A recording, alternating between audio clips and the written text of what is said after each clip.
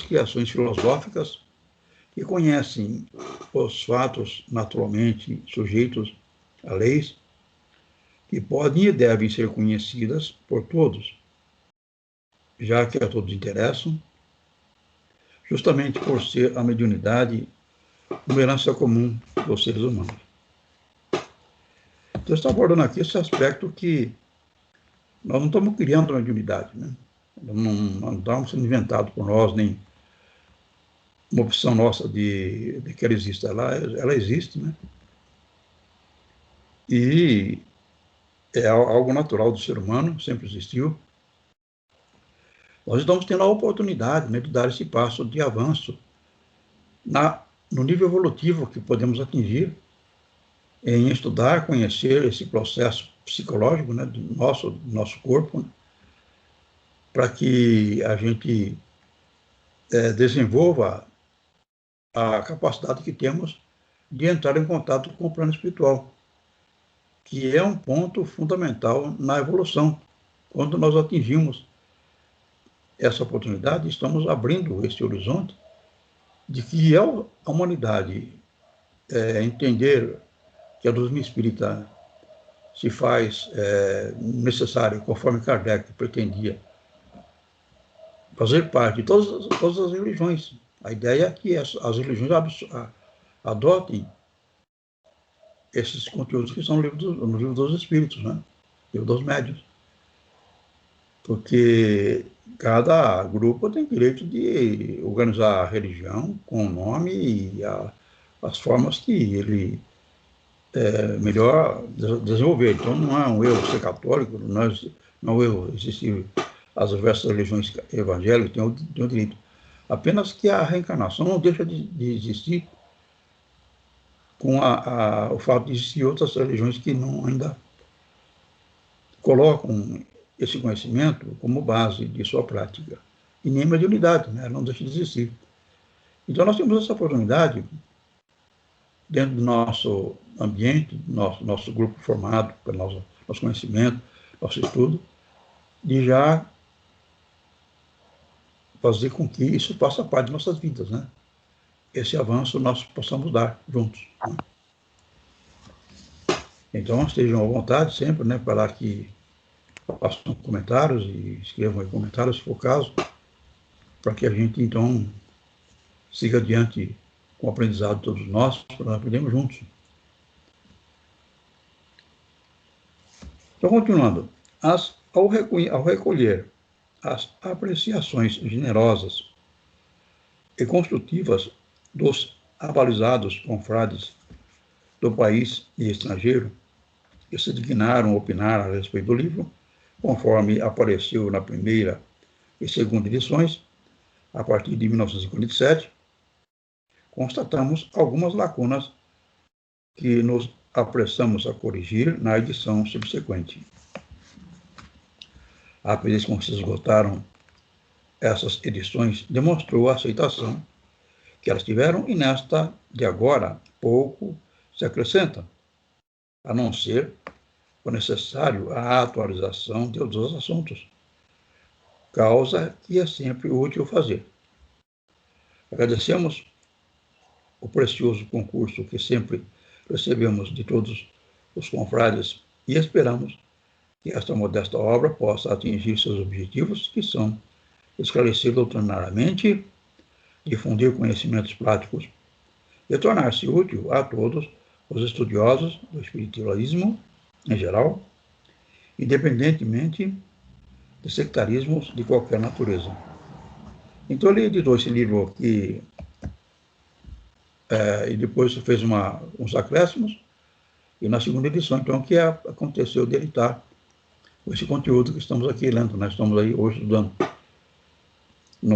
a partir de 1947, né? Que ele constata essas lacunas e preenche. Então, já é um livro já com uma certa avaliação e uns acréscimos que se fizeram necessários.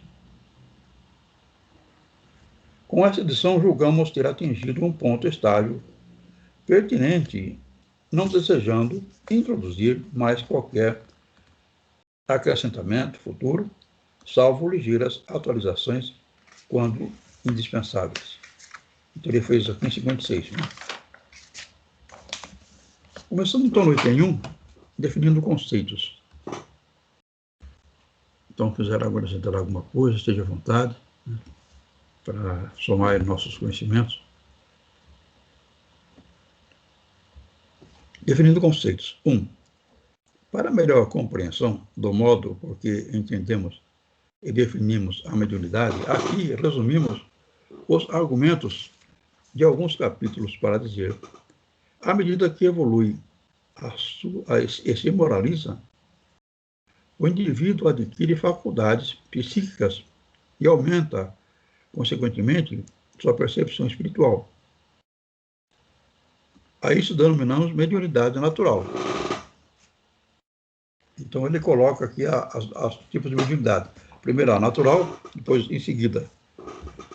Há muitos, entretanto, ainda que atrasados em sua evolução e moralmente incapazes, são concedidas faculdades psíquicas como graça. Não as conquistaram, mas receberam-nas de empréstimo, por antecipação, numa posse precária que fica dependendo do modo como forem utilizadas, da forma pela qual o indivíduo cumprir a tarefa cujo compromisso assumiu nos planos espirituais ao recebê-la. A isso denominamos mediunidade de prova. Então, a primeira mediunidade natural, que ele colocou no primeiro item, né, é a mediunidade chamada de missão, mediunidade de missão, no livro de Kardec. Né? Aqui ele chama de natural. Então, porque natural a pessoa já tem a mediunidade, já ela aparece, né?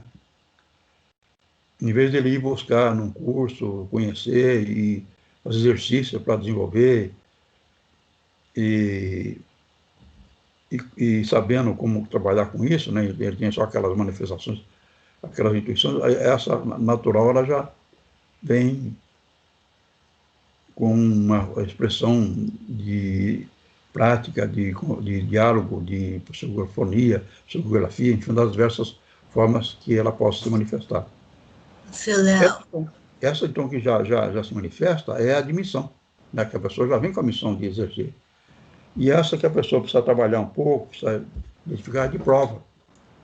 Ela, lá no plano espiritual, nós fazemos uma escolha, né? E, no caso, a pessoa escolhe passar por essa mediunidade, né? Ela já sabe. E, estando aqui encarnado, ela só aparece. E ele, então, vai ter que fazer essa prova de conduzir bem essa capacidade. Pode falar quem chamou.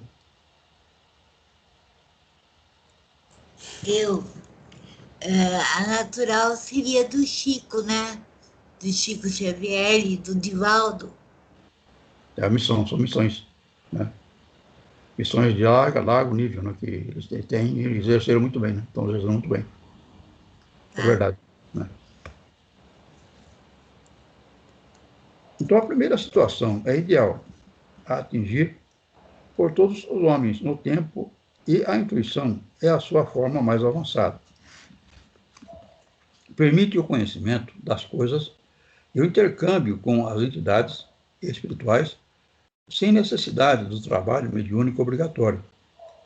A segunda é uma tarefa individualizada, recebida em determinadas condições para utilização imediata, e importa na prática mediúnica como cooperação compulsória.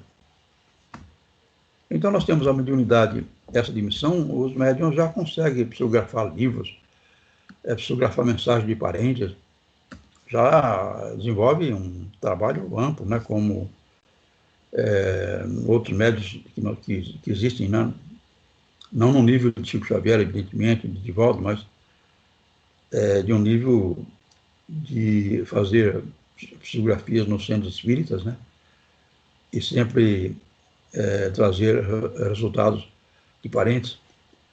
E a outra parte que não chega a esse nível somos nós, né, que estamos aí lutando para identificar qual a mediunidade e chegar a resultados que se adequam dentro ligações com o plano espiritual, que vai trabalhar na casa espírita, né? Tem um plano espiritual na reunião, junto com os dirigentes da reunião e os companheiros, né? Formaram um ambiente e realizaram um trabalho importante, né? De menor expressão, evidente, né? Não vai chegar a psicografar grandes obras, e o Chico Xavier psicografou 400 livros, né? Então é uma diferença, mas isso não torna menor a mediunidade que vamos buscar. Estamos nesse nível de prova, né? Porque poderá aparecer algum médium que seja de missão, nós não sabemos, né? De repente pode aparecer. É mais provável de prova. Mas não quer dizer que exista menos valor, porque essa de prova faz um trabalho importante, são diversas entidades que são atendidas, são mensagens que são trazidas a nós, são realizações dentro do nosso ambiente, mas muito importantes e necessários, né? E aí tem grande quantidade porque estão muitos os centros que estão trabalhando. É necessário ter muitos mesmo. Todas as casas terá seu 2, 6, 3 ou 5 médicos trabalhando nesse trabalho de dar, então, a caridade, o abrigo, o consolo, a orientação, tão importante na vida como ela é constituída pela reencarnação, através dessas atividades que vamos buscar e organizar e exercer, né? Tudo bem? Até aí tudo bem, né? Vamos então prosseguir, trazendo então maior compreensão dessa nossa oportunidade de conhecer e desenvolver a mediunidade. Considerações gerais, ortodoxia, né? Você está colocando aqui. Já é tempo de se abandonar a ortodoxia, deixar de parte qualquer propensão a misticismo, para verificar as lacunas que porventura existam no edifício maravilhoso da codificação kardeciana. Então, a ortodoxia é um nome importante aqui, é uma maneira de conduzir os conhecimentos não mudando, né? não trazendo alterações. Então, é uma pessoa ortodoxa, aquela que segue o sistema que está em vigência, que está em andamento e não aceita alterações, não aceita modificações. A ortodoxia, então, ela tem esse caminho. Inclusive, a religião católica, ela tem a religião ortodoxa, que é praticada no Oriente, lá na Rússia, em outros países do Oriente, né? Por que ortodoxa, né? Então ela tem o nome ortodoxo, que significa um termo que não quer alterações. Porque quando a religião cristã foi se desenvolvendo no Império Romano, não existia essa separação, né? Então, conforme foi acontecendo a expressão dos mais dedicados e conhecedores do cristianismo, formou-se então bispos, né? Bispos que tinham essa condição de ser mais conhecedores, mais úteis e mais elucidativos da religião. E aí eles se reuniam, não tinha papa, né, ainda. Se reuniam. E eles então é que, através dos diversos bispos, que eram os escolhidos para essas reuniões, é que tomavam decisões sobre o encaminhamento do cristianismo. Com o tempo, então, com o Império Romano tornando o cristianismo a religião oficial do Império Romano, acabaram criando o Papa. Os ortodoxos não concordaram. Então, a religião católica tem o Papa. Os ortodoxos não têm.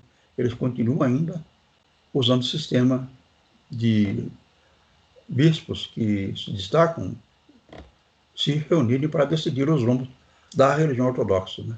E da ortodoxia. Não aceitou a mudança que foi a criação do Papa depois do Império Romano ter se associado ao catolicismo.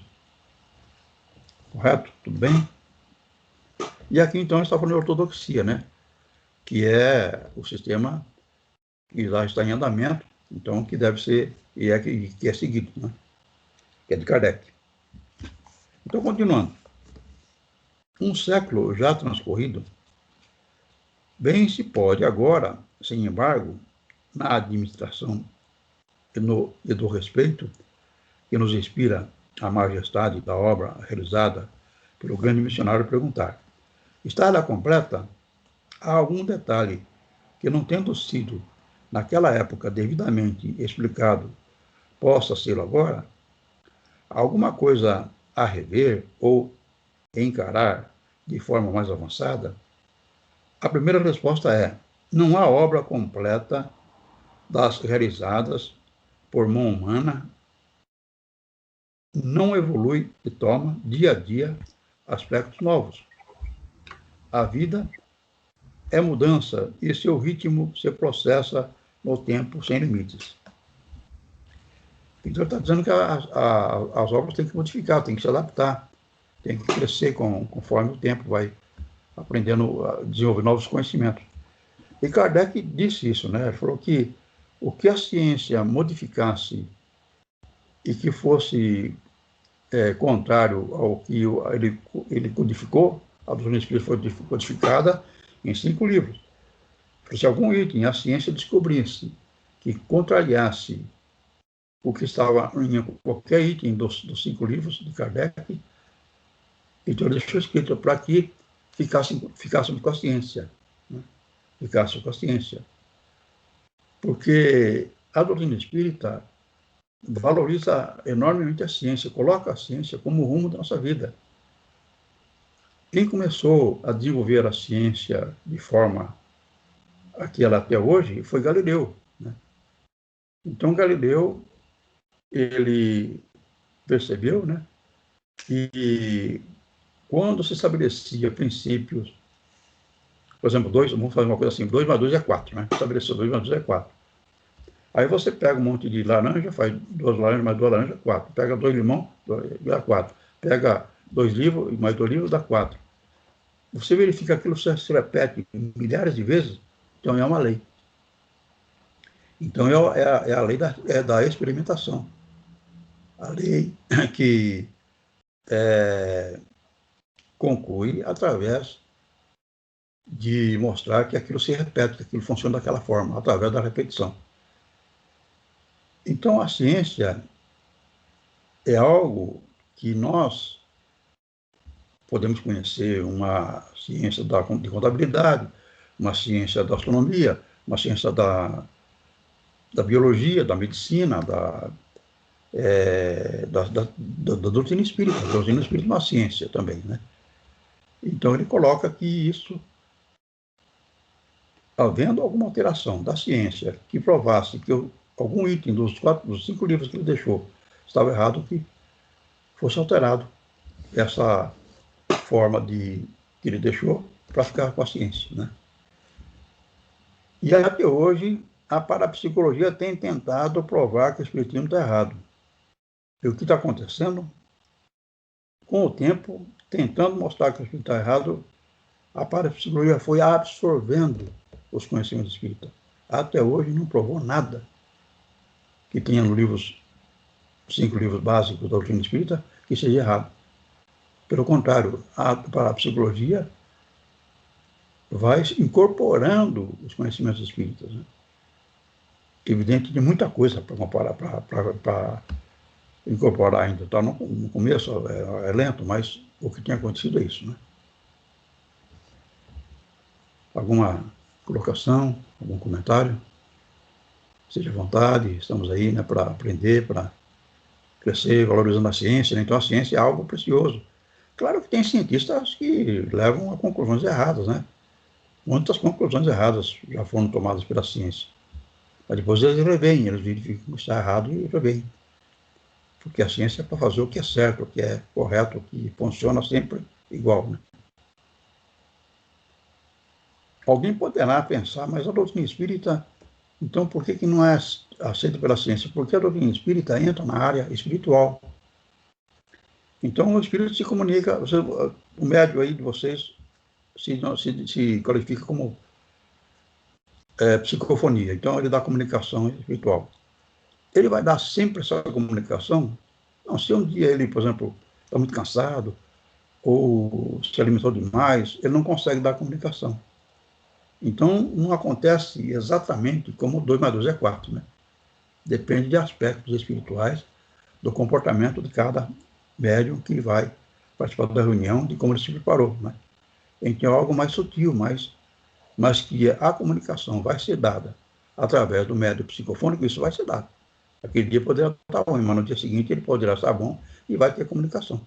E a entidade vai se comunicar através dele. É um fato real, científico, né? Estamos aqui procurando conhecer isso, incluir nossos conhecimentos em nosso consciente e, dessa forma, nos tornarmos médiuns, né, úteis para a doutrina espírita, né?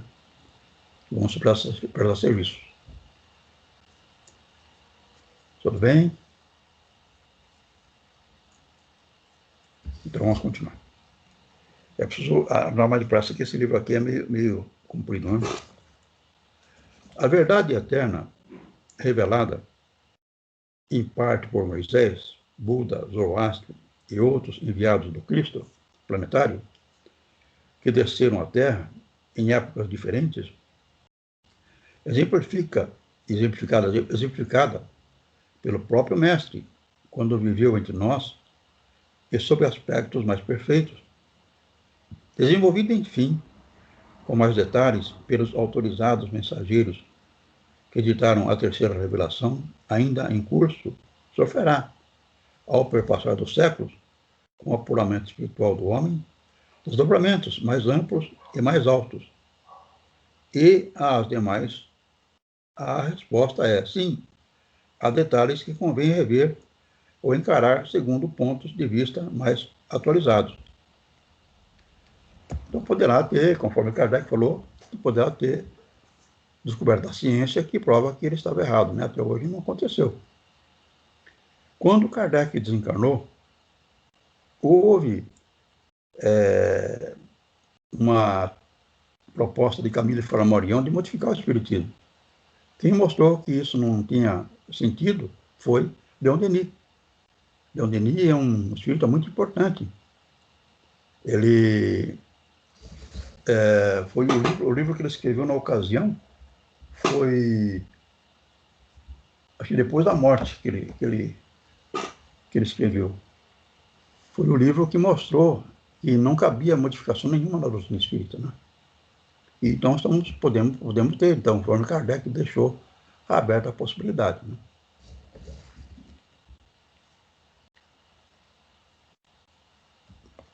Haja vista, por exemplo, a mediunidade, encarada na codificação sobre quase todos os seus aspectos. Não foi, todavia, classificada ou dividida, tendo sido, porém, quanto à sua natureza, considerada fenômeno orgânico. Então, ele coloca que é um fenômeno orgânico, né? E essa condição, então, ela tem o aspecto, né, de ter o peso do corpo na nossa manifestação espiritual. É justamente esse trabalho de trazer a consciência de como funciona a mediunidade, a concentração, o relaxamento, para que o perispírito se expanda, né? É essa condição de estarmos encarnados e pesa na condução do desenvolvimento e da prática da mediunidade. Então, sem dúvida, tem o aspecto orgânico que nós temos que crescer em termos de expandir nosso perispírito, né, para que aconteça esta abertura para o plano espiritual, entrar em contato com o nosso perispírito, conforme nós já estudamos, né, nós já falamos várias vezes, né, e haver, então, esta que é a comunicação de cada médium na sua especificação, na sua forma de se expressar e ser útil. Então, podemos, então, agora fazer uma revisão e penetrar mais no fundo em certos assuntos, sem, contudo, nos abalançarmos a atentar, de alguma forma, contra as bases fundamentais da doutrina. Talvez o possamos e crer o contrário seria negar a lei do progresso, que é incessante e irresistível. Seria ir de encontro ao próprio caráter divino da revelação, que é também progressiva e metódica. E como a verdade tem que ser conquistada pelo homem passo a passo, milímetro a milímetro, já que somente lhe é concedida na medida do próprio mérito, devemos tentar agora esse esforço para conhecer melhor esses detalhes e torná-los mais acessíveis. A codificação não tratou, por exemplo, dos fenômenos de voz direta. Então, ele está observando aqui que lá no livro dos Espíritos, no livro dos Médiuns, não tem a comunicação de voz direta, né? Esse aí que nós estudamos tem, porque já é um estudo do livro dos Médiuns, que acrescentaram, né? Então, o fenômeno de voz direta é o fenômeno mediúnico, né, que acontece formando garganta, né, de ectoplasma, né, e emitindo sons, né? Ou então são instrumentos musicais, né, também. Esse fenômeno ele está ligado, né, à psicofonia, né, que pode ser consciente e inconsciente, né, conforme nós estudamos, vocês estão lembrados. Então, a psicofonia inconsciente, o médium vai falar sem saber o que está falando. Ele vai ficar sabendo o que ele falou depois que ele deu a comunicação. A consciente, ele vai saber o que eu estou falando, né? Primeiro forma o pensamento, né? Eu estou aqui para dar a comunicação a vocês, eu sou o irmão Rodolfo, né?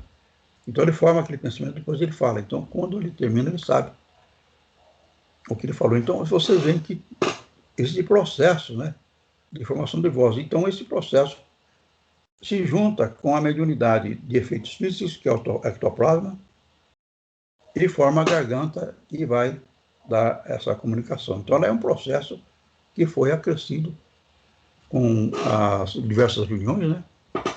E depois, então, vendo então esse efeito que se processa em nossa mente, consciente ou inconsciente, se manifestar nas gargantas de ectoplasma ou então nos instrumentos musicais, onde a entidade, né, que está se comunicando vai falar, então vai tocar o instrumento, né? Então é um conhecimento a mais que foi adquirido após as obras de Kardec, né? Algum comentário? Esteja à vontade, né? Vamos trazer essas informações preciosas, importantes, né, para nós trazermos uma compreensão maior e também a participação de vocês, né, no que vocês acharem, que vocês já, inclusive, conhecem o livro também, né, já devem ter lido, né, e talvez alguma colocação que se fizerem úteis, né, e para ampliar a compreensão nossa, né? Então, prosseguindo. É preciso provocar um movimento de opinião neste rumo e interessar nele todos aqueles que tenham boa vontade e amor à doutrina, que, como sabemos, é a única que pode realizar no homem a reforma espiritual exigida pelo Cristo. E nesse livro é uma pequena contribuição nesse sentido. Agora, então, ele vem nas teorias sobre a mediunidade. Teorias sobre a mediunidade, né? Há muitas teorias e explicações sobre a mediunidade. Vamos passar-lhes aqui uma ligeira revista, sem, contudo, nos determos em analisá-las. Então, primeiro, a da mistificação. Tudo é resultado de arranjos, habilidades mecânicas, truques.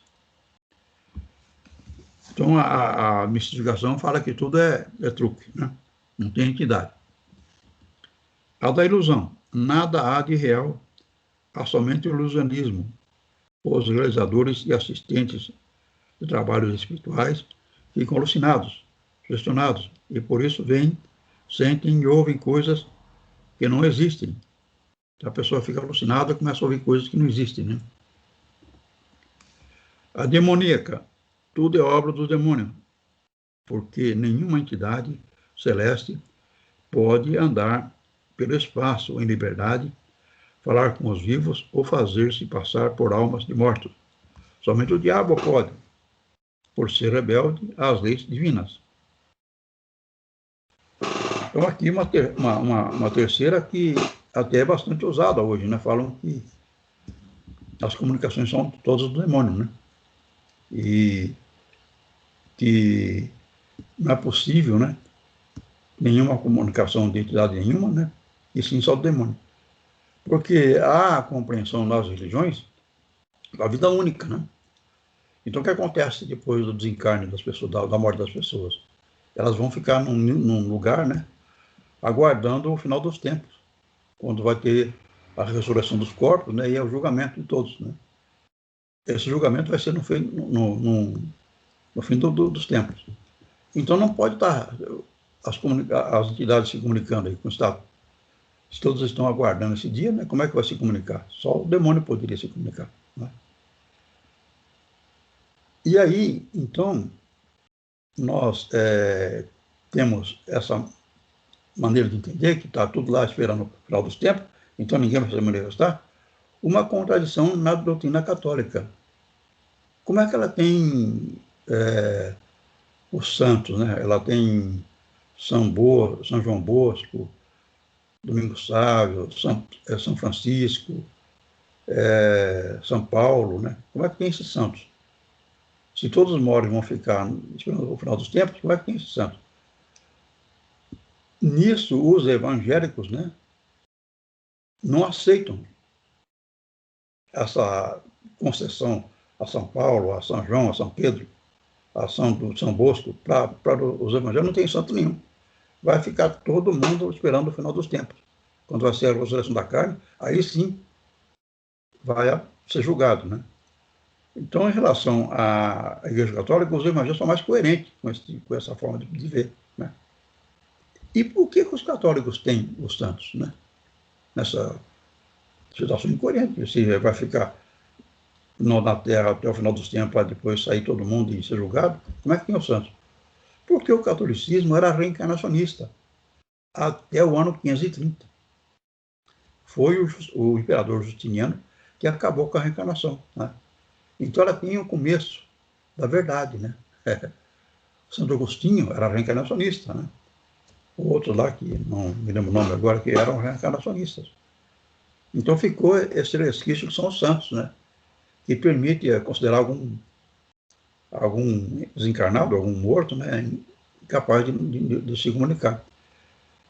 E a doutrina espírita, então, traz essa relação aberta com o plano espiritual, que está em contato conosco, encarnados constantemente, possibilitando o trabalho da mediunidade, realizando esta forma de estabelecer esse contato através dos médiuns, né, desse trabalho precioso que vocês estão se dedicando, né, buscando realizar, trazendo, então, informações. Não vai falar, será que eu vou morrer, eu vou ser como, depois que eu desencarnar, como é que eu... As entidades que se comunicam falam, eu estou vivendo isso por causa eu fazia isso, agora estou ouvindo aquilo, estou na situação porque daquilo que eu fazia. Ficam informando para nós, nos ajudando, então, a nos orientar, estabelecendo esse contato amplo, né, que a doutrina espírita traz, através de Kardec, né, e agora com o Edgar Armand, esse livro, né, esta prática importante, né, que é assim que se faz a evolução, crescendo cada vez mais no contato do plano encarnado com o plano espiritual. Tudo bem? Está dando para entender, tudo para compreender? Alguma dúvida, alguma coisa que vocês possam acrescentar? Vocês tenham a mais? Então, esteja à vontade, nós estamos aqui para trazer uma compreensão, um aproveitamento, para que vocês gostem, né, do estudo, vocês tenham interesse, né, pelo estudo, que é muito importante para vocês então participarem, né? Então vamos seguir, vamos continuar aqui. Outro elemento que é chamado, então ele tá descrevendo as formas que no meio aí dos estudiosos, das religiões, é vista a comunicação mediúnica, né? Então, a dos elementais. Outro meio. Então, os elementos da natureza, seres não humanos, como gnomos, silfos, fadas e gênios, formas inconscientes e inferiores da vida, atuam sobre os homens em certas circunstâncias, produzindo manifestações e fenômenos insólitos. Então, comunicações seriam de fadas, né, de gnomos. Né? Uma quinta, a dos cascões astrais.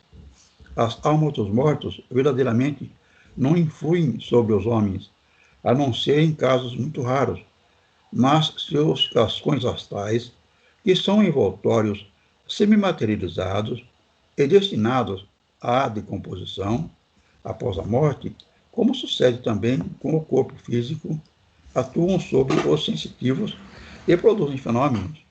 Esta é a teoria predileta dos teósofos, que é a teosofia. Né? A teosofia, então, usa essa forma. Né?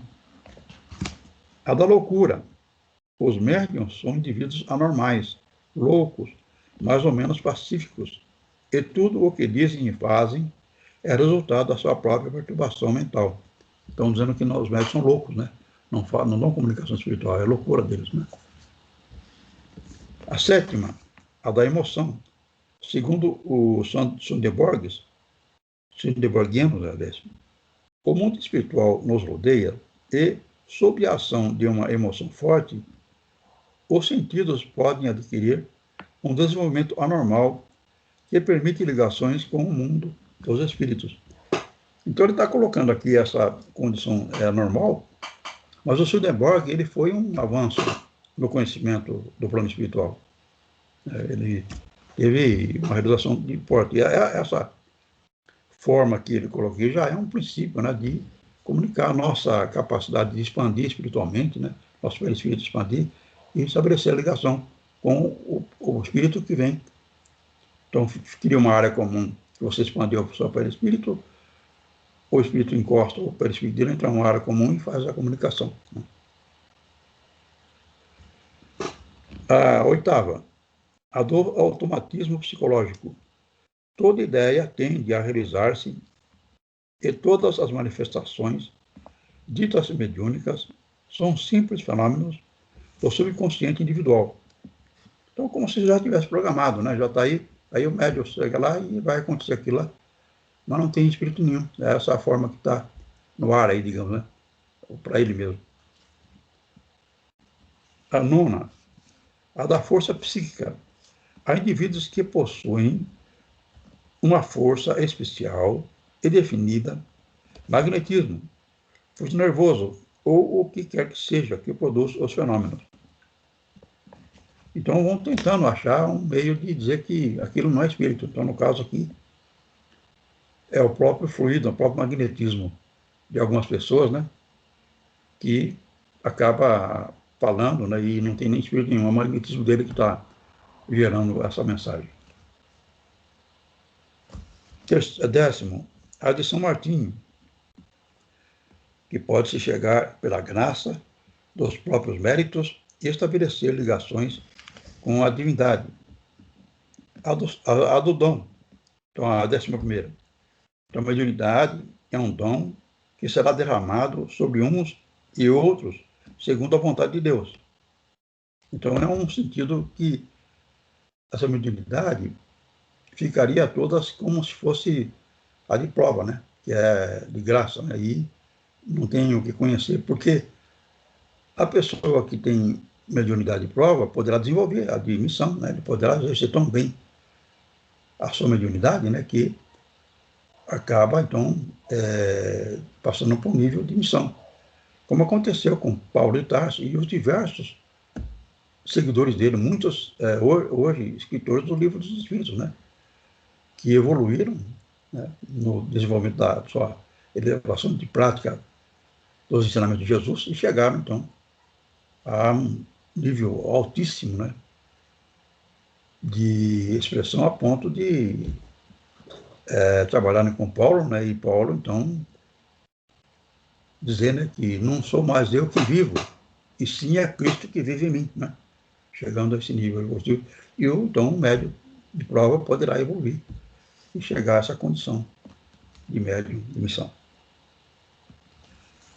13º, a do personalismo. O subconsciente dos sensitivos tem a tendência de aprimorar-se e apropriar-se do nome e do caráter de personalidades estranhas, reproduzindo-os em seguida. Essa teoria confunde-se com a do automatismo psicológico. Então, vocês vão lembrando aí de pessoas, de fatos, né? E depois, na reunião, vocês vão falar desses conhecimentos, que não é espírito, você está falando de algo que você conhece, né? Que as pessoas não conhecem ali, né?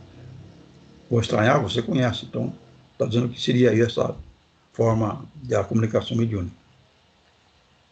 São todas dizendo que não tem espírito, né? Todas têm um meio de dizer que não há espírito, que é uma coisa com outro sentido, outro meio, que estão dizendo quais são essas diversas opções que nós estamos lendo aqui, não é?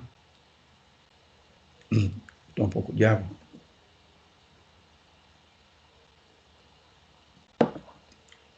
A 14ª, o animismo. O sensitivo sofre um desdobramento de consciência que se coloca fora do corpo físico, formando um centro de força que produz fenômenos não só psíquicos, como também físicos e plásticos. Essa teoria se confunde com a da força psíquica. Então, isso aqui já se aproxima um pouco do espiritismo, né? Que fala que ele tem essa condição de magnetismo, né? Que está falando no outro caso aqui, só que ele até sai fora dele mesmo, né? Ele forma, digamos assim, um pensamento fora dele, né? Ele tem um pensamento dele e com magnetismo formaria um pensamento fora dele. E esse pensamento é que vai falar através da boca dele, né? Então escrever, né? Já está meio parecido com o espiritismo, né? Mas ainda dizendo que não tem espírito, né? A 15ª, a teoria espírita, né? Segundo a qual indivíduos denominados médiuns possuem uma aptidão especial para servirem de intermediários entre os mundos físico e espiritual. Esta é a teoria predominante, que hoje em dia domina as atenções, explica a maioria dos fenômenos e é plenamente confirmada pelas realidades. Não nega que haja fenômenos psíquicos individual. E animismo, como você costuma dizer, estes são também fenômenos de mediunismo, que reforçam a teoria espírita e em nada lhe afetam a autenticidade científica. Então, aqui a última é a espírita, né, que fala que tem entidades que se aproximam do médium, e o médium tem a capacidade de ser veículo da manifestação das entidades. Daí, então, as diversas modificações da fala do médium, né, que não é sempre igual, digamos que ele lembrar do passado, ele vai ser sempre igual. E são fatos diferentes e que depois vão ser comprovados. Em muitas ocasiões, tem livros, inclusive, né, que são só relatos de informações através da mediunidade que foram confirmadas, de vidas passadas, de lugares, de acontecimentos distantes que foram lá pesquisados e confirmados, né? Mostrando, então, que essa comunicação, ela é informações reais, de entidades reais, né? E isso é feito não só para mostrar ou confirmar que a mediunidade é de entidades que não é o próprio médium, né? Mas o objetivo não é esse, o objetivo é a caridade. O objetivo é conversar com as entidades, ajudá-las a entender o que está acontecendo com elas, né? Receber informações do plano espiritual elevado para nos ajudar, para termos uma compreensão melhor. Então, a mediunidade se destina a isso. Essas pesquisas, essas verificações, são para provar que a comunicação é de alguém que não é o médium, é alguém que é outra pessoa, né? Tudo bem? Podemos abrir aí para vocês, fazer algum comentário, alguma colocação a mais. Então, vamos prosseguir. Como é que nós estamos aí no andamento da... Então, estamos aí então já temos pouco tempo, precisamos então apressar um pouco mais. Já está 21h17. Então, a lista, como se vê, é grande, podendo ainda ser aumentada, e não cabendo aqui analisar Como dissemos, cada uma dessas concepções, de per si, nos limitamos a apresentar mais para diante como ponto de vista e defendê-lo à luz dos conhecimentos gerais no campo espiritualista. No que respeita, porém, a ser a mediunidade um fenômeno orgânico, desde já divergimos, em parte para dizer que a mediunidade normal, natural, é uma circunstância toda pessoal que decorre do grau de evolução de cada um de nós. Evoluindo, conquista o indivíduo crescente percepção espiritual que lhe vai permitindo cada vez maiores contatos com a criação divina, conquanto possa também, em certos casos, obter tais percepções como dádiva, como graça, conforme veremos mais tarde. Então, trata-se da forma corrente de mediunidade, a mais generalizada que dominamos de prova.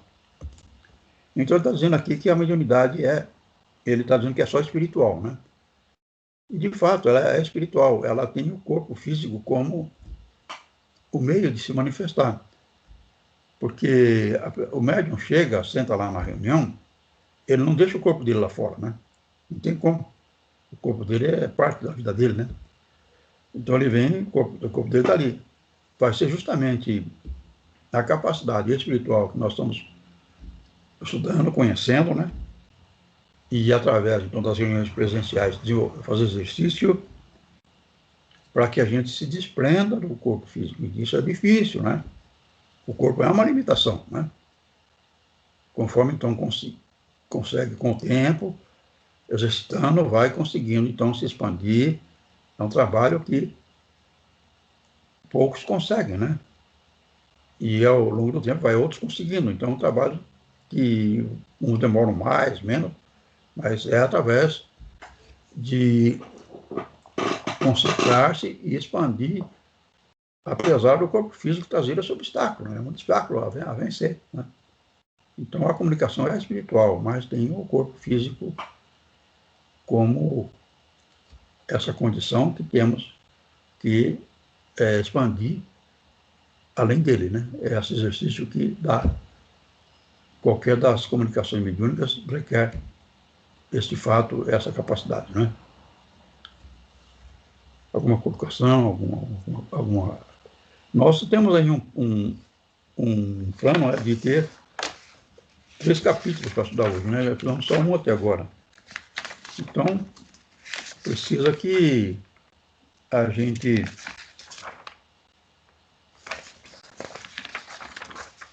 nós temos, então, nós estamos no segundo, vamos estar no terceiro. Então, vamos procurar seguir mais adiante. Então. Mas, quanto à faculdade em si mesma, julgamos-la toda espiritual, não orgânica, e todos nós a possuímos e a estamos exercendo nos limites de nossas possibilidades próprias. Cada espírito possui sua tonalidade própria, como sua luz própria, seu diapasão próprio de vibrações, e por força desses valores intrínsecos se manifesta e interfere nos ambientes em que vive, que lhes sejam correspondentes, ou melhor dito, afins. É tudo uma questão de grau. Se as próprias criaturas dão a mediunidade como uma herança do homem, desde que se dedique no campo da vida moral, compreende-se que a mediunidade natural não é privilégio de alguns, mas patrimônio comum de todos, quando atingidos estiverem degraus mais altos na escala da evolução. Então, está dizendo aqui que todos nós somos médicos, conforme estudamos no livro, o livro de Kardec, né? Que é o fato de nós termos anjo da guarda. Todos nós temos espírito guardião, anjo da guarda. E como é que esse anjo da guarda se comunica com a gente, né? Nós não ouvimos, é claro, mas ele está se comunicando. Senão, o que ele ficaria fazendo aí? Se não pode se comunicar, não pode nos ajudar, né? O que ele estaria fazendo aí? Se Deus criou o anjo da guarda, é porque é possível. Todos nós temos essa capacidade. Só que é chamado de médiuns os que têm a capacidade ostensiva, né? Então, todos nós temos essa condição e Os que chegarem a ser ostensivos é que são os que trabalham na reunião. Estou prosseguindo aqui um pouco mais rápido, porque temos ainda o capítulo para ler, né, para estudar. Se acaso não terminar, a gente termina a aula que vem, né? A faculdade mediúnica, tanto a natural como a de prova, não é fenômeno de nossos dias, desses dias nos quais o Espiritismo encontrou seu clímax, mas sempre existiu, desde quando existe o homem. Sim, porque foi muito por meio dela que os espíritos diretores puderam interferir na evolução do mundo, orientando-o, guiando-o, protegendo-o, vindo conviver com os homens ou dando-lhes, pela mediunidade, as inspirações e os ensinamentos necessários.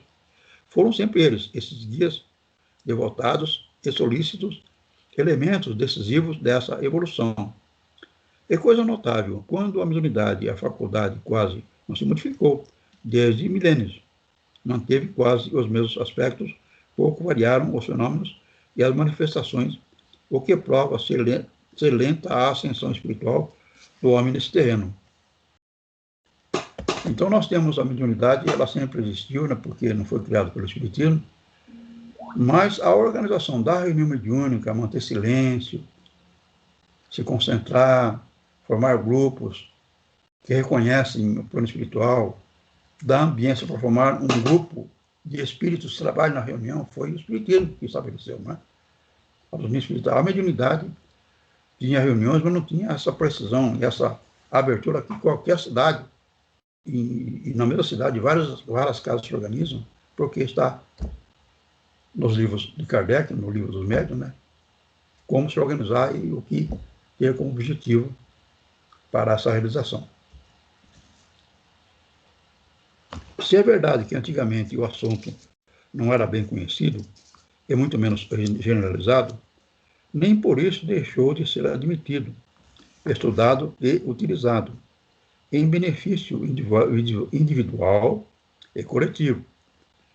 Nas épocas em que a humanidade vivia no regime patriarcal, de dias ou de tribos, a mediunidade era atribuída a poucos, que exerciam um verdadeiro reinado espiritual sobre os demais.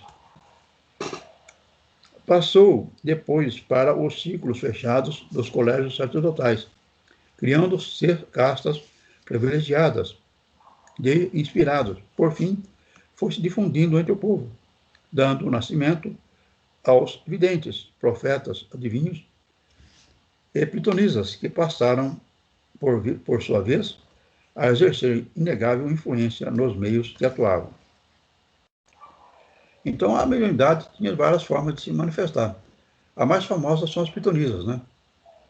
Que tomavam bebidas alucinógenas, ficavam em estado de consciência alterado, e os espíritos se comunicavam através delas, né? E as comunicações eram reais, né? As pitonisas atingiram um nível bom de mediunidade. Foi comprovado, né? Inclusive, Divaldo conta numa palestra um fato de um rei que fez uma verificação, né? Ele fez escondeu lá um objeto, lá num lugar difícil, né?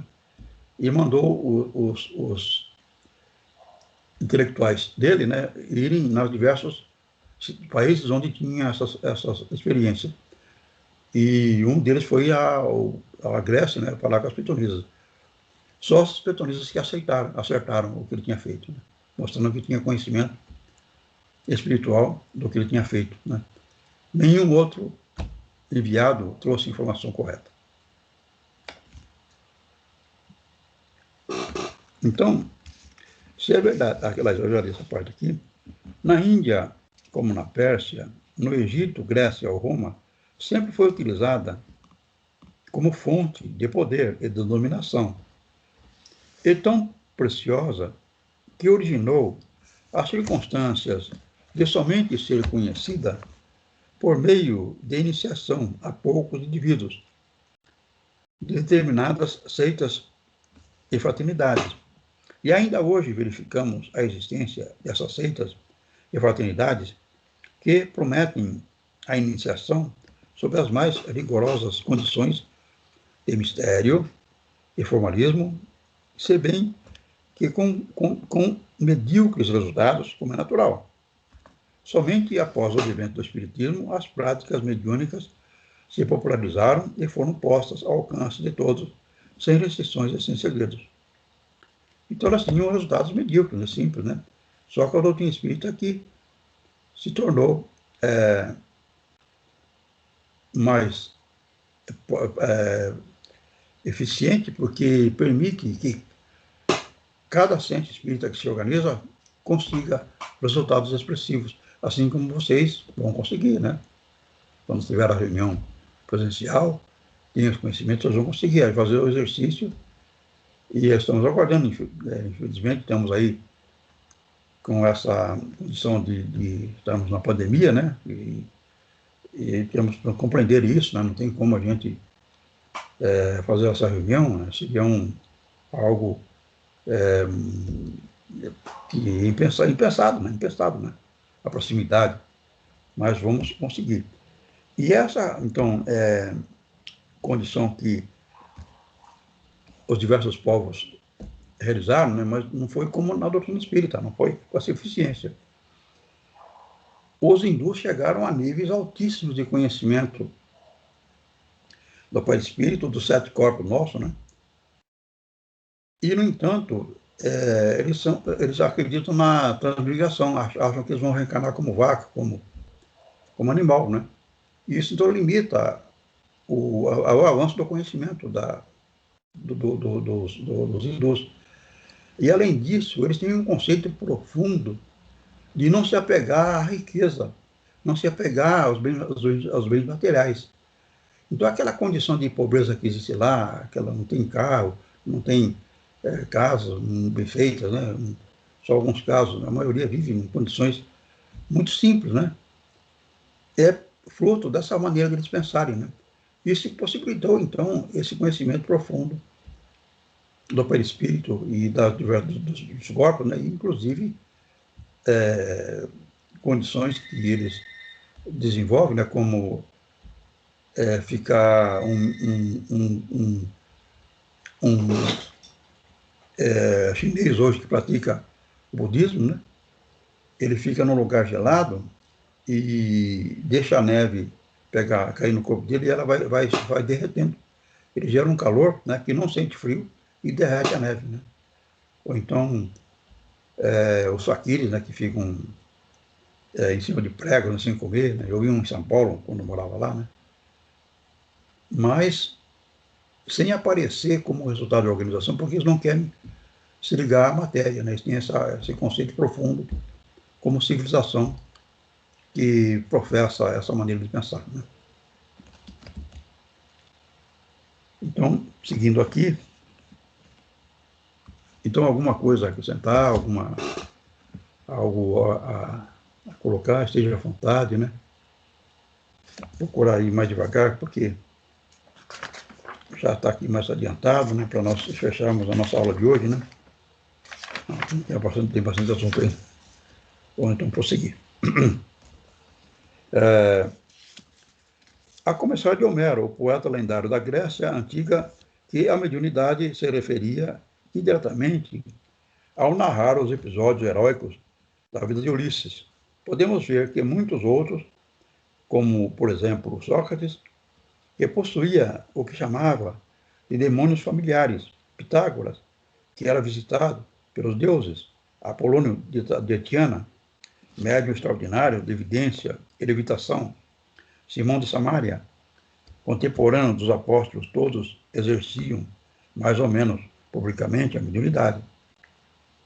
E o papel preponderante teve também ela na administração pública e na vida política das nações de então. Pois provado está que seus dirigentes, chefes e reis jamais se aventuravam a qualquer passo importante sem consulta prévia a videntes, astrólogos e oráculos. Então, eles tinham até consultas, né, para ver o que eles iam decidir no governo, nessas informações mediúnicas. Esse caso que o Divaldo fala na palestra dele, que ele manda os emissários dele para consultar as diversas nações nos seus trabalhos de ligação com o plano espiritual, né, nas diversas formas, né? E um deles foi a Grécia, lá com os pitonisas, e só as pitonisas que acertaram, né, porque ele tinha escondido uma comida numa vasilha, né, num lugar difícil lá no castelo. Só as pitonisas que acertaram. Ele queria saber, né, se ele ia invadir um país numa guerra ou não. Então, ao saber que as pitonisas, né, que tinham a informação correta, eram entidades que realmente eram do plano espiritual, ele mandou a pergunta para as pitonisas. E as pitonisas responderam, devolveram para ele não entrar em guerra. Para ele não entrar em guerra, que ele ia perder. Mas, mesmo assim, ele entrou, né, e perdeu, né, mostrando que esse fato, né, era comum irem a países que tinham, ou no próprio país tivesse grupos que trabalhavam com essa mediunidade, né, primitiva, é verdade, né, mas que tinham algum contato com o espiritual, para dar informações sobre as decisões de governo da Terra. Então, quiser acrescentar alguma coisa, fique à vontade.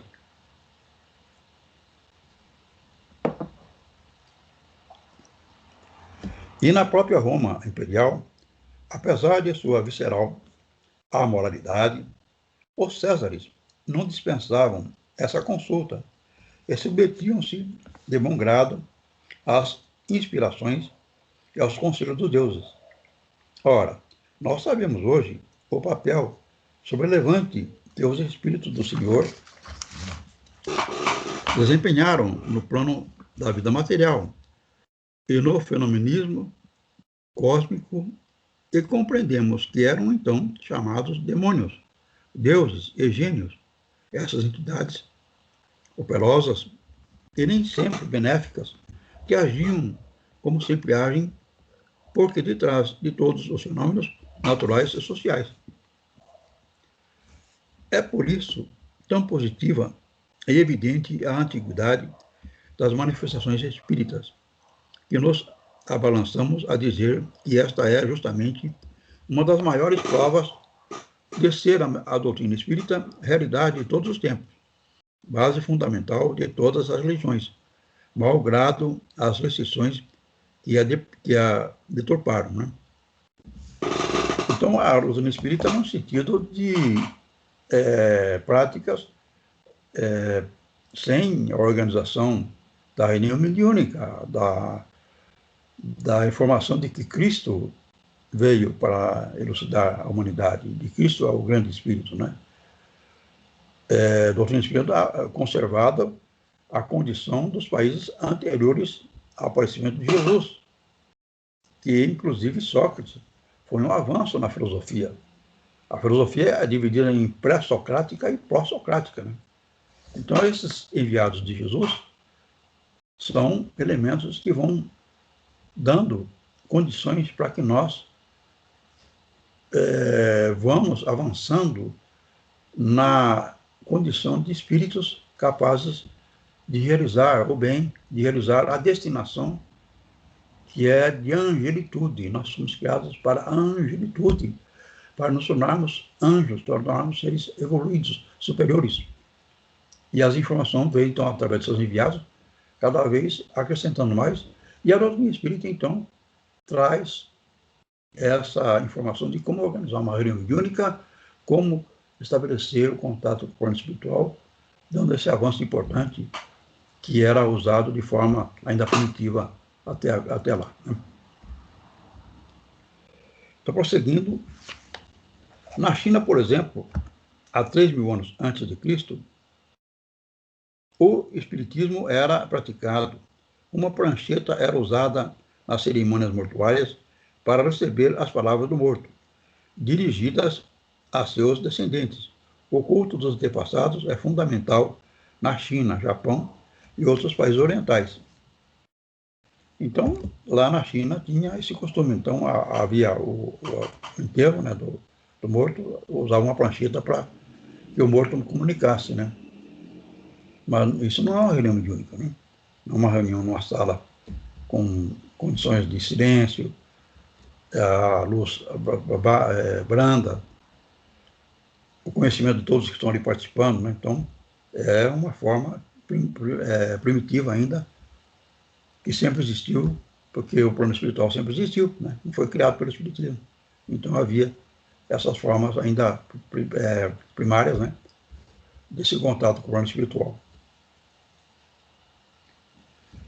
E quando ao cristianismo, valemos-nos de um conceito de londinice, ele repousa sobre fatos de aparições e manifestações de mortos, e fornece imensas provas da existência do mundo invisível e das almas que o povoam. A Bíblia, ela mesma, está cheia de semelhantes manifestações, todas obtidas por meio da mediunidade. No Velho Testamento, vemos os profetas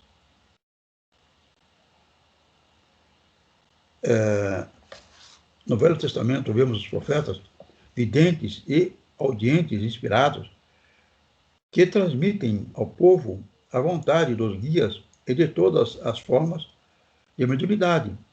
Parece mesmo que a mais generalizada era a vidência. Samuel, no capítulo 9, versículo 9, assim o demonstra, quando diz: dantes, quando se ia consultar a Deus, dizia-se: vamos ao vidente, porque os que hoje se chamam profetas chamam-se videntes. Então é comum na Bíblia mesmo, né, essas comunicações, né? Maria recebeu a comunicação do plano espiritual, né, que apareceu para ela, dizendo que ela ia receber o Espírito de Jesus, né, e haveria então o Salvador, né, através da gestação dela, né? Assim como Jesus volta, né, para os apóstolos, né, nas formas que o plano espiritual ia se manifestando aos encarnados, né? Que sempre, então, aconteceu nessa forma de Deus, né, Jesus nos dar assistência, nos dar orientação no desenvolvimento de nosso conhecimento e da organização de nossas formas de relacionar, que em si é a fraternidade, é a gente se entender, né? Se não amar o próximo, não ama Deus, né? Então, essa relação que vai se constituindo, né, através desses enviados, para que a gente aprimore essa consciência e trabalhe em harmonia com o próximo, em harmonia de conhecimento e de ações, para que a gente vai diminuindo os prejuízos, as ações negativas, né, as ações destrutivas, né, entre nós. Como é que está o tempo aí? Tem 20 minutos, né? É já de rigor criativo a consulta feita por Saul ao espírito Samuel, na gruta de Endor. As pragas que, segundo se narra, por intermédio de Moisés, foram lançadas sobre o Egito. As maravilhas ocorridas com o povo hebreu no deserto, quando conduzido por esse grande enviado, a saber,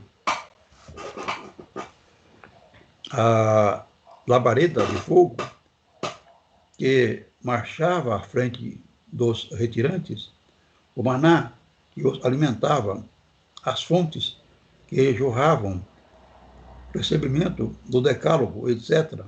Tudo são afirmações do extraordinário poder mediúnico do grande fundador da nação judaica. Então, esses todos os fatos estão ligados à mediunidade. Então, Moisés era um grande médium, né?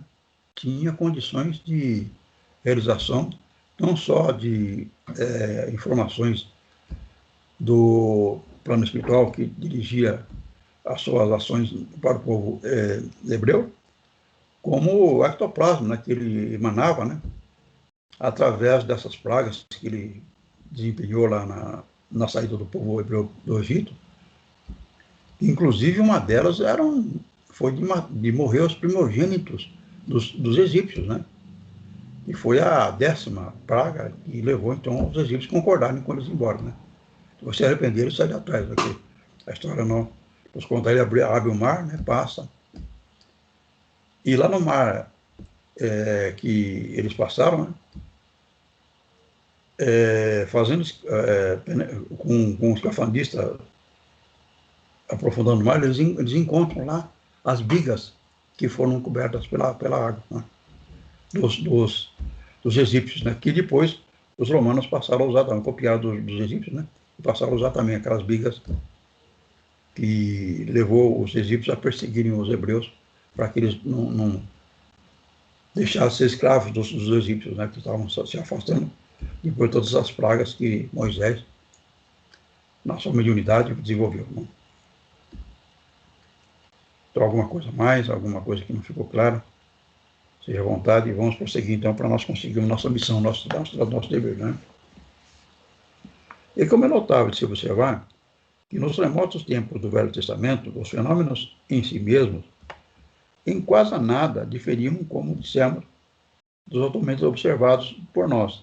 Basta citar o de transporte, que é Reis, capítulo 6, versículo 6, levitação, Ezequiel, capítulo 3, versículo 14 e 15, Atos, capítulo 8, versículo 39 e 40, ou da escrita direta, né?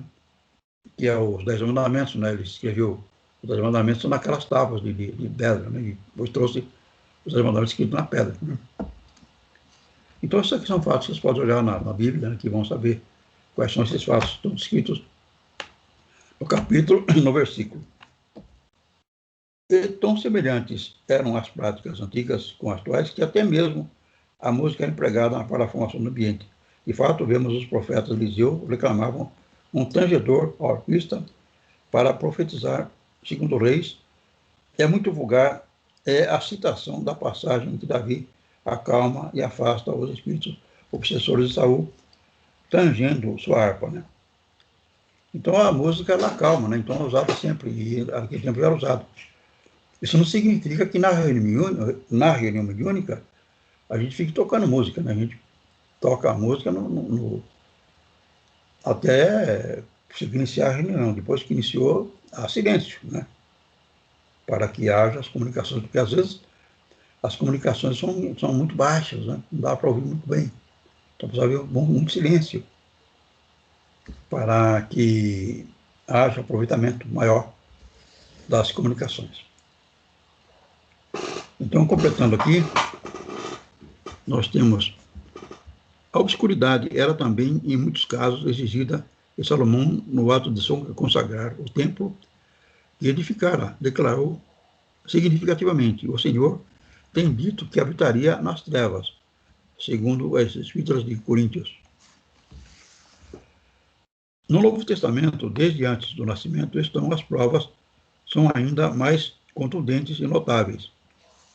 Maria de Nazaré não viu o Espírito anunciador, Jesus não foi gerado com intenção do Espírito Santo, e os milagres seus e dos apóstolos. Então, temos todos esses fatos que podemos verificar lá no Evangelho, no Novo Testamento. E justamente por exercerem francamente a mediunidade é que sabiam de seus perigos, dos cuidados que sua prática exigia, e sobre isso constantemente chamavam a atenção de seus discípulos, né? Que até foi proibida a mediunidade porque ela era usada de forma incorreta, né? Trazendo então a crendices que levava o povo hebreu a desviar da organização para receber Jesus, né? São Paulo dizia: os espíritos dos profetas estão sujeitos aos profetas. E São João ajuntava: caríssimos, não criais em todos os espíritos, mas provai que os espíritos são de Deus. Advertiam assim contra a ação dos espíritos obsessores e mistificadores. Ainda falta bastante coisa. Estamos ainda apenas com 4 minutos, né? Não, 14 minutos, tá. Então, Hermas, que evangelizou no tempo de São Paulo, adquirindo grande e justa autoridade, no seu livro, O Pastor, dizia: os espíritos que vêm da parte de Deus é pacífico e humilde, afasta-se de toda malícia e de todo bom desejo deste mundo, e paira acima de todos os homens. Não responde a todos que o interrogam, nem às pessoas em particular, porque o Espírito que vem de Deus não fala ao homem quando o homem quer, mas quando Deus o permite. Então aqui eles já estavam separando, né, que existem espíritos que são de Deus e vão aguardar a ocasião para se manifestar, e já há espíritos que são com a intenção de dominar, de desviar o crescimento daquela pessoa ao qual ele se manifesta, né, que são os espíritos até hoje, né, que tem os espíritos obsessores, os espíritos que atrapalham a reunião, que não têm conhecimento de estar desencarnado, e os espíritos que podem nos orientar, que têm conhecimento elevado e vêm nos dar informações preciosas. E esses, então, não estão à disposição, conforme até hoje acontece. Precisam dar condição para que ele se manifeste, né? Então, continuando,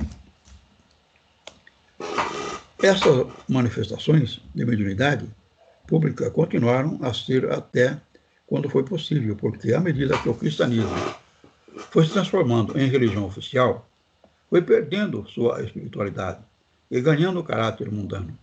E a partir do Concílio de Nicéia, em 625, formaram-se duas correntes opostas, uma querendo permanecer no cristianismo primitivo e outra se esforçando por progredir no mundo dos homens. A partir daí, a Igreja, mais tarde chamada Católica Romana, esquecendo por seus continuadores 3 séculos de vida exemplar e repudiando o ensinamento do Mestre, no seu verdadeiro sentido, consorciou-se com as forças do mal para obter, como obteve, o domínio do mundo pelo poder temporal. Então foi essa separação que eu já falei, que os cristãos eram dirigidos por um corpo de bispos, que se reuniam periodicamente para tomar decisões. Aí, com a divisão, os orientais continuaram sendo dirigidos por bispos, né? E os ocidentais criaram o Papa, né? Mas isso não quer dizer que foi melhor, não, porque as duas religiões têm o mesmo nível evolutivo, né? Eles não avançaram em conhecimentos que preparassem a humanidade para receber Kardec, porque se nós tivéssemos continuado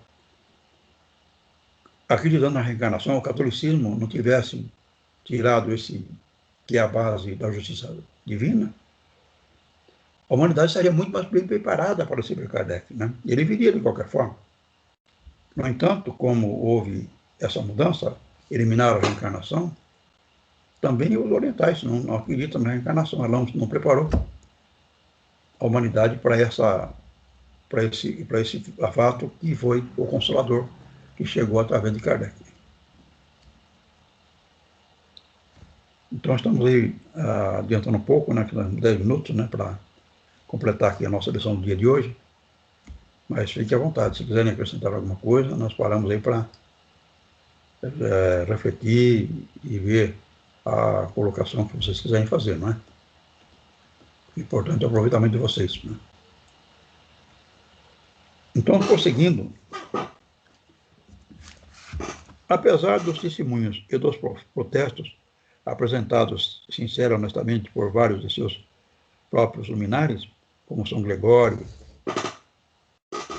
Enissa, São Clemente de Alexandria, São Tomás de Aquino, Santo Agostinho e outros que admitiam e praticavam o mediunismo, não voltou atrás e durante séculos procurou, como até hoje procura, frear o pensamento que deu espírito de compreensão dos fenômenos mediúnicos, preservando os propósitos iniciais.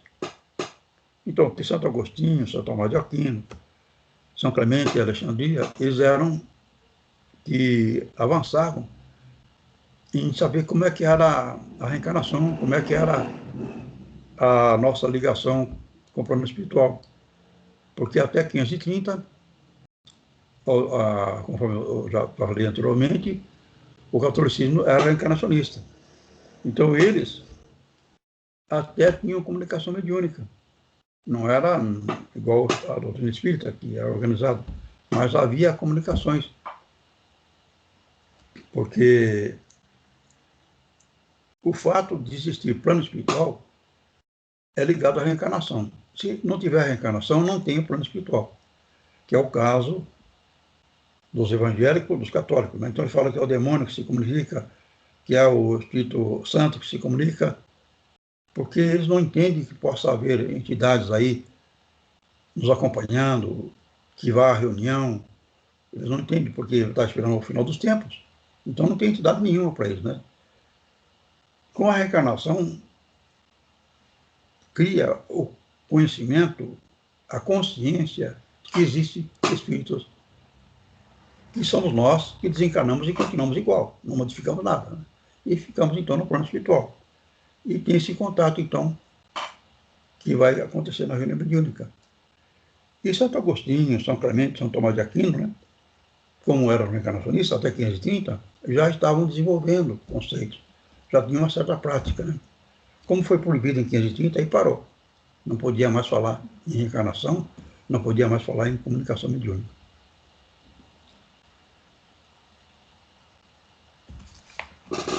São Paulo mesmo conversava com a Abigail, né, com o Estevão, né, e vinham conversar com ele, conforme nós vemos na descrição do Evangelho, né, do Atos dos Apóstolos. Atos dos Apóstolos. A Idade Média foi o período perfeito dessa verdadeira noite espiritual.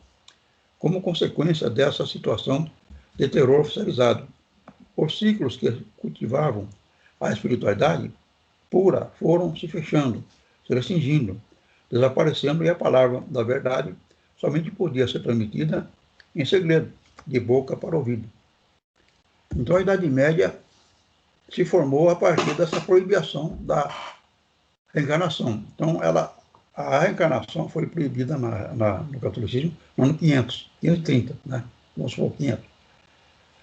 E a Idade Média vai desse ano 500, com a eliminação da reencarnação, até o ano 1500, quando apareceu o protestantismo, que foi Lutero, né, que criou a doutrina evangélica, a doutrina protestante, e quebrou essa hegemonia. Mas da data que foi proibida a reencarnação até o aparecimento de Lutero, foram mil anos, de 500 a 1500, que é a Idade das Trevas, né, a noite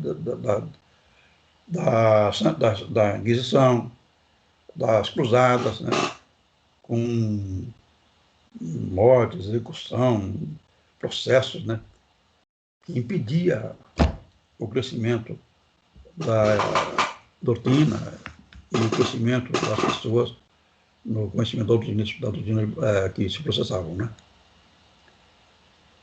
Então, continuando, temos ainda 5 minutos, temos uma página ainda. Eu termino, se não der para terminar a página, eu termino a aula que vem, né. Então, surgiram nessa época as filosofias naturalistas, realistas, né, que foi após a mudança, né, que houve em 1500, baseadas na razão, a cuja frente se puseram chamados enciclopedistas, que produziram uma verdadeira revolução no pensamento. E solapado, então, por essas novas concepções teorísticas, o mundo entrou a sofrer abalos profundos, que em breve degeneraram em tremenda convulsão social, precursora, como sempre acontece, de acelerado movimento evolutivo. Então, em 1500, aparecendo o Lutero, quebrando a hegemonia da Igreja Católica, abriu espaço, então, para diversas áreas que foram, então, se desabrochando, né? Houve, então, uma abertura. Por exemplo, as pessoas não sabiam ler, né? Porque não podiam ler o Evangelho, não podiam ler a Bíblia, era só os padres que podiam.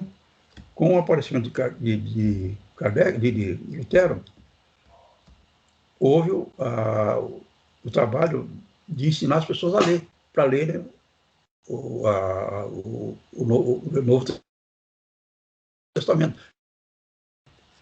Essa mudança, então, que as pessoas puderam ler, houve um avanço dos conhecimentos, da ciência, né, preparando a humanidade para receber Kardec, né? Então, quando Kardec chega, já tinha formado várias religiões evangélicas, a ciência tinha evoluído, o catolicismo tinha se modificado, né, deixando de ser aquele catolicismo da Inquisição. Então, preparando a ciência, né, para que então surgisse a doutrina espírita com base no conhecimento científico atingido, né, naquela época. Então temos mais 3 minutos. Vou então encerrar aqui esse assunto, lendo aqui o final. E isso eles o conseguiram eficientemente porque o interesse despertado por essas manifestações do chamado sobrenatural foi considerável.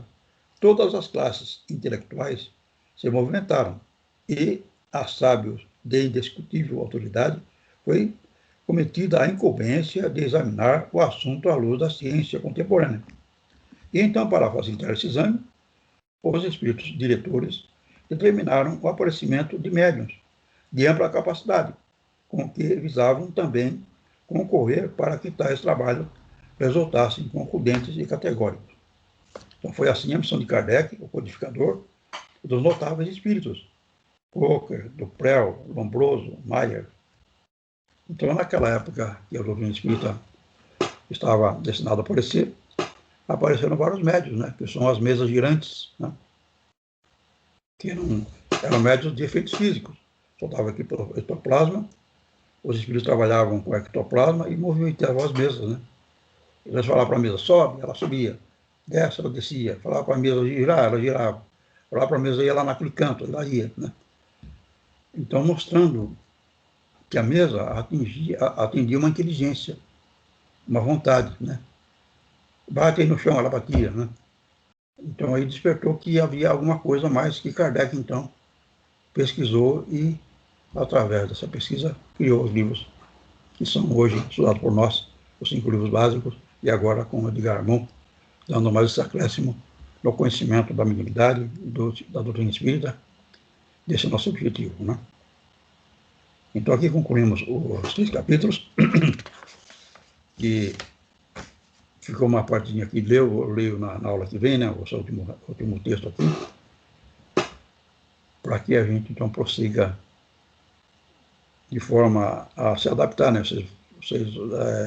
Conforme eu falei, estou agora buscando, dentro do que é planejado, a forma de conduzir, né, para que atinja os objetivos, né, e fique as lições conforme está no plano de aula, né, no plano do curso, para enxergar essas realizações de forma a ter realizado o nosso trabalho. Então, agradeço a vocês, né, a atenção, e espero melhorar essas aulas conforme nós vamos pegando esse volume de informação a ser dada e contar com a participação de vocês sempre, para que a gente tenha uma satisfação de estar juntos, né, na próxima aula, no aprendizado nosso. Obrigado a todos, boa noite, bom fim de semana, e faço então agora, com satisfação, estar com vocês, a prece de encerramento. Tenham a todos um bom fim de semana, muita paz, harmonia para vocês, né? Entendimento e aproveitamento nesses estudos que vamos fazer, contando com vocês na hora que vem. Vamos então levar nossos pensamentos, pedindo as bênçãos do plano espiritual, agradecendo por esse esforço que tivemos a oportunidade, mas que seja benéfico, construtivo, para que cada um dos participantes tenha esse bem-estar, esse crescimento e essa harmonia que é o objetivo de nossa evolução, de nossa realização espiritual com a doutrina espírita, na composição de todos esse curso, esse grupo que formamos, nessa realização comum a todos nós, em harmonia de vibrações e paz. Assim seja.